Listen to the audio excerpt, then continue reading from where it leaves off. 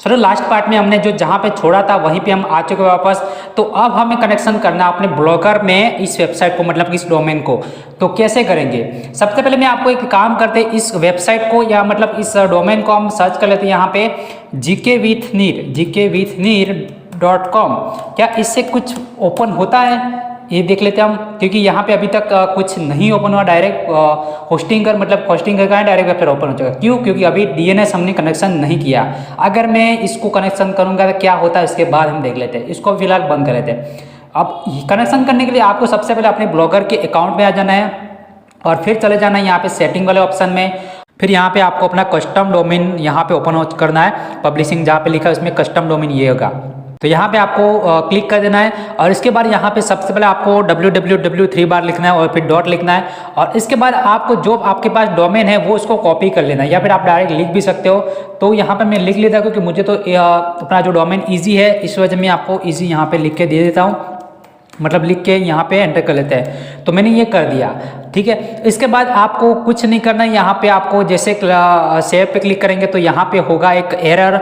जैसे हम यहाँ पे क्लिक कर देते हैं एरर, सेव पे क्लिक करते हैं, देखते हैं क्या आता है, एरर आती है। जो इस एरर का मतलब है कि हमें अभी कनेक्शन करना बाकी है। अब ये जो एरर होती है जहाँ पे ये जो डीएनएस वगैरह सब कुछ दिया है, तो वो हर वेबसाइट का अलग अलग होता है। तो अगर आप देख रहे हैं, आप अपनी वेबसाइट या डोमेन में कनेक्शन करना चाहते हो तो कर सकते हो, कोई दिक्कत नहीं। फायदा आपको नहीं होगा, मुझे ही होगा, क्योंकि मेरी वेबसाइट पे रिडायरेक्ट होगा।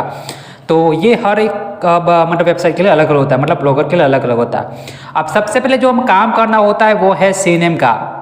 तो क्या करेंगे, सीनेम में क्या करेंगे, यहाँ पे देखिए जो लिखा है सीनेम GHSGoogle.com, उसको आपको कॉपी कर लेना है। तो चलिए यहाँ पे हम कर लेते हैं GHSGoogle.com और फिर जाएंगे यहाँ पे अपने ब्लॉगर वाले अकाउंट में जहाँ पे ये था। अब यहाँ पे आपको DNS नेम सर्वर पे जाना है। आपको बैक करके दिखा देते हैं, एक काम करते हैं बैक करके आपको दिखाई देते ताकि आपकी कंफ्यूजिंग दूर हो जाए। आपको कैसे जाना है, लॉगिन कर लीजिए अपने अकाउंट, जो होस्टिंगर अकाउंट है वहाँ पे आपको ये मैनेज वाला ऑप्शन मिलेगा।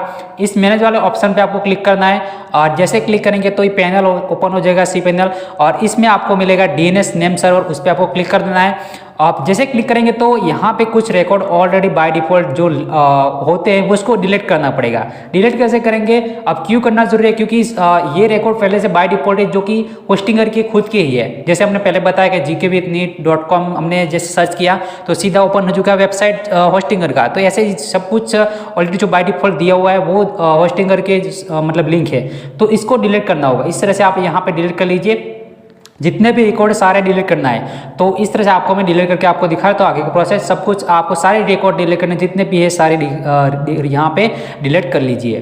तो यहाँ पे मैंने सारे रिकॉर्ड डिलीट कर दिया, आप यहाँ पे देख सकते हो नथिंग फाउंड, इस तरह से आना चाहिए। अब जो मेन बात आती है हमें क्या करना है, वापस मैं आपको ब्लॉगर में जाके दिखाता हूँ। तो जो मैंने बाय डिफॉल्ट सेलेक्ट कर रखा है, मतलब पहले से सेलेक्ट किया था, वो इसी तरह से आपको स्टार्टिंग करना है। सबको रिकॉर्ड डिलीट करने के बाद ये जो GHS.google.com है उसको आपको कॉपी कर लेना है। वापस कॉपी कर लेते हैं, पहले किया था लेकिन वापस कॉपी कर लेते हैं। .com तक करना है, ये जो काउंट्स है वो आपको नहीं करना, लेकिन आपको GHS.google.com तक करना है। वापस नेम सर्वर में आते हैं। अब यहाँ पे ऊपर जो लिखा है जहाँ पे मैनेज DNS रिकॉर्ड्स, आपको यहाँ पे ए वाले ऑप्शन पे सेलेक्ट करना है। फिर इसमें आपको सेलेक्ट करना है सीनेम और इसको @ जहाँ पर लिखा है उसको 3 बार www कर दीजिए।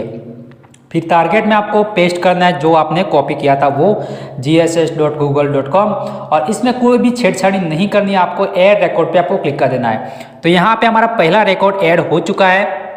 अब दूसरे रिकॉर्ड की बात करें तो दूसरे रिकॉर्ड में आपको जाने के लिए मतलब ऐड करने के लिए आपको यहाँ पे जो नेम के बाद जो डबल डॉट है उसके बाद का जो Y वाला यहाँ से स्टार्ट होता है, आपका अलग हो सकता है। तो मेरा Y वाला है, तो Y को सेलेक्ट करके हम यहाँ पे 2 तक कर लेते हैं। यहाँ पे कॉमा भी लिखा है वो उसको भी कॉपी आप लोग नहीं करना, 2 तक कर लेते हैं। फिर यहाँ पे जाते हैं वापस DNS सर्वर में, फिर वापस यहाँ पे टाइप में जाते हैं और फिर यहाँ पे सेलेक्ट करते हैं सीनेम।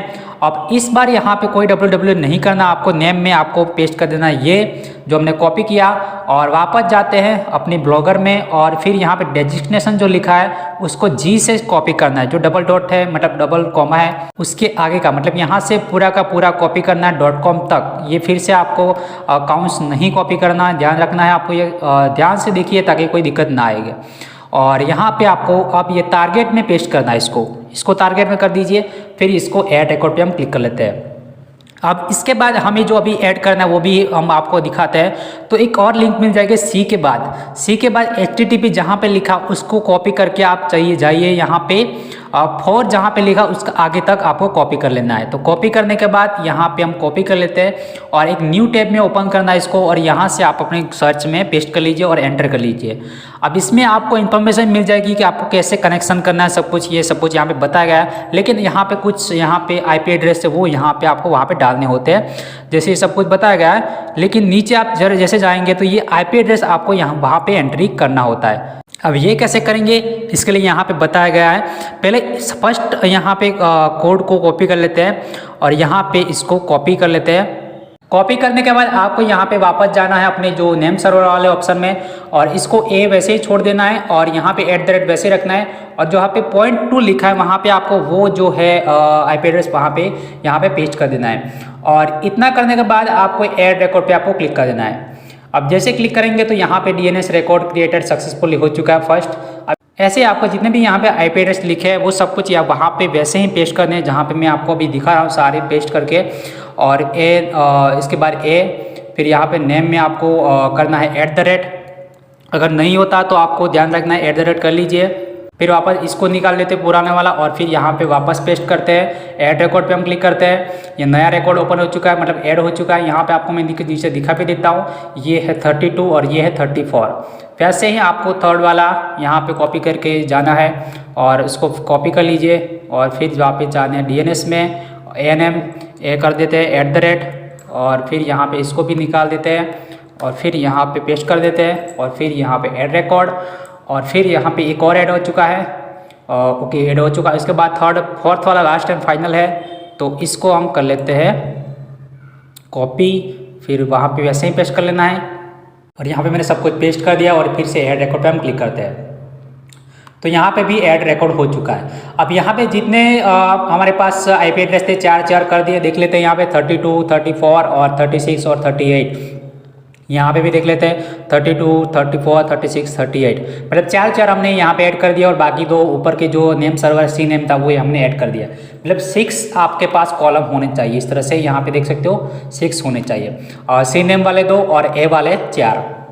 ये करने के बाद आपका काम खत्म हो चुका है। यहाँ पे कुछ इसकी कोई ज़रूरत नहीं है, इसको आप बंद भी कर सकते हैं, कोई दिक्कत नहीं है। लेकिन हमें ब्लॉगर में जाना है और अब यहाँ पे सेव पे हम क्लिक कर देना है। जिस सेव पे क्लिक करेंगे तो अब एरर नहीं आएगी, अब यहाँ पे सेव हो चुका है, आप देख सकते हो। यहाँ पे सेव करने के बाद आपको इसको ऑन करना है रिडायरेक्ट डोमेन, क्योंकि gkvneet.blogspot कोई सर्च करेगा तो इस डोमेन पे रिडायरेक्ट होना जरूरी है, क्योंकि नहीं करेंगे तो फिर रिडायरेक्ट शायद ना भी हो। और इसके बाद यहाँ पे HTTPS भी ऑन कर देना है और इसको भी नीचे वाले को भी ऑन कर देना, अगर ऑफ हो तो ये तीनों ऑन कर देने आपको इस तरह से। फिर खत्म हो चुका है, इसमें कुछ नहीं करना। अब थोड़ा 10-15 मिनट वेट कीजिए, इसको भी बंद कर लेते हैं और नेम सर्वर को भी बंद कर लेते हैं और इसको भी अभी फिलहाल अभी देखिए ब्लॉगस्पॉट पे काम चल रहा है, लेकिन यहाँ पे हम रिफ्रेश करते हैं, देखते हैं कि क्या यहाँ पे ऊपर आता है। तो अभी जो एरर आ रही है gkvneet.com उस पर एरर आ रही है, बट ये 10-15 मिनट के बाद अपडेट हो जाएगा। मैं आपको दिखाऊंगा 10-15 मिनट के बाद। अभी टाइमिंग यहाँ पे देख लीजिए 22.21 हो चुका है, कितना टाइम लगता है हम यहाँ पे वेट कर लेते हैं। दोस्तों एक और बात बता दूं, यहाँ पे क्या नॉट सिक्योर लिखा है, अगर आपकी वेबसाइट ओपन भी होती है तो नॉट सिक्योर आ जाएगा। तो ये क्यों होगा? यहाँ पे हमने HTTP अवेलेबिलिटी मतलब इसको ऑन किया है, तो यहाँ पे देखिए स्टेटस अभी फिलहाल पेंडिंग दिख रही है, और जब ये अवेलेबल हो जाएगी जैसे तो वहाँ पे ये नॉट सिक्योर वाला भी हट जाएगा। देखिए अभी फिलहाल इस टाइम पेंडिंग है HTTPS अवेलेबिलिटी, और ये लगभग 10 मिनट, जैसे कि यहाँ पे ये रिडायरेक्ट होगा, ये ओपन होगा, उसके बाद ये भी काम हो जाएगा। तो 10-15 मिनट तो मिनिमम में आपको वेट करना होगा और ये यहाँ पे अवेलेबिलिटी हो जाएगी। दोनों ऑन रखने हैं, जिससे 10-15 मिनट के बाद आपको यहाँ पे सिक्योर वाला ऑप्शन मिल जाएगा। तो वेट करते हैं यहाँ पे 10 मिनट। सो फिलहाल यहाँ पे टाइम आप देख सकते हो, यहाँ पे मैं सेटिंग में वापस आ चुका और टाइम देख सकते हो 12:21 के ऑलमोस्ट हमने ख़त्म किया था, और अभी टाइम हो रहा है 12:33, मतलब ऑलमोस्ट 10-12 मिनट हुए। अब यहाँ पे हम इसको रिफ्रेश कर लेते हैं एक बार, और रिफ्रेश करने के बाद देखते हैं कि यहाँ पे अवेलेबिलिटी हुई या नहीं। तो यहाँ से नीचे चले आते हैं और ब्लॉक एड्रेस मतलब HTTPS यहाँ पे देख लीजिए HTTPS अवेलेबल हो चुका है और ये रिडायरेक्ट भी हो चुका है, मतलब हमें HTTPS कंप्लीट मिल जाएगा, इसमें कोई दिक्कत नहीं आएगी। अभी शायद में भी यहाँ पे ये काम नहीं हुआ, ये भी हमें अभी रिडायरेक्ट नहीं हुआ है। ओके, ये देख लीजिए अभी काम नहीं हुआ, वेबसाइट का काम नहीं हुआ, लेकिन ये जो HTTPS का है वो 10 मिनट के अंदर हो चुका है। तो 10 मिनट 15 मिनट ऑलमोस्ट होने वाले हैं, तो इसका काम अभी नहीं हुआ, थोड़ा और वेट कर लेते, कई बार थोड़ा टाइम लग सकता है, तो कोई बात नहीं, वेट कर लेते, फिर आपको दिखाते हैं इसमें वेबसाइट में ऐड होने के बाद कैसे दिखती है।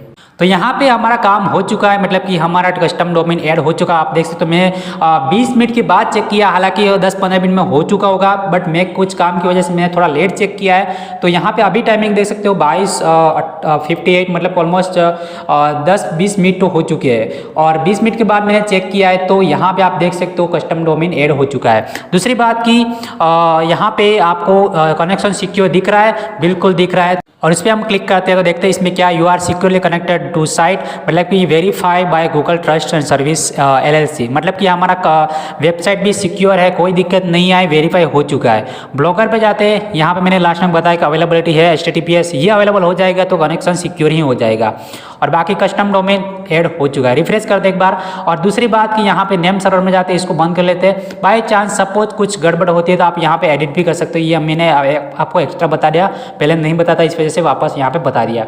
और दूसरी बात, यहाँ पे हम एक काम करते हैं, अभी कस्टम डोमेन तो ऐड हो चुका है, लेकिन हम यहाँ पे टाइप करते हैं gkvithneer.blogspot.com। क्या इससे हमारा मतलब डायरेक्ट कनेक्शन मतलब रिडायरेक्ट होता है या नहीं, तो एंटर कर लेते हैं, और उसी वेबसाइट पे हम जाते हैं तो देख लीजिए रिडायरेक्ट हो चुका है, और ऊपर कस्टम डोमेन भी आ चुका है www.gkvithneer.com। मतलब कि अगर आप ब्लॉगस्पॉट सर्च करेंगे तो भी काम हो जाएगा, और ये वेबसाइट सर्च करें तो भी काम हो जाएगा। क्यों मैं ब्लॉगस्पॉट का दिखाया, सपोज आपने ब्लॉगस्पॉट ये डोमेन नहीं लिया था, उससे पहले ब्लॉगस्पॉट वाली लिंक शेयर की थी कहीं पे, तो कोई बंदा नहीं जानता होगा इस कस्टम डोमेन के बारे में, तो blogspot.com सर्च करेगा, तो सर्च करेगा तो सीधा यहाँ पे ही आना चाहिए। इस वजह से मैंने बताया कि blogspot.com सर्च करने के बाद भी यहाँ पे आना चाहिए, तो इसके लिए हमने जो रिडायरेक्ट किया था वो सब कुछ यहाँ पे आ चुका है। कस्टम डोमेन, रिडायरेक्ट डोमेन, यहाँ पे देखिए ये ऑन होना जरूरी है, तीन चीज़ें ऑन होनी जरूरी है जिससे सिक्योर और रिडायरेक्ट हो जाए। तो कुछ इस तरह से डोमेन लिंक कर सकते हो, और खरीदना कैसे लास्ट वीडियो में बताया था, तो वहाँ पे जाके देख सकते हो। तो आज का वीडियो देखने के लिए बहुत बहुत धन्यवाद, थैंक यू।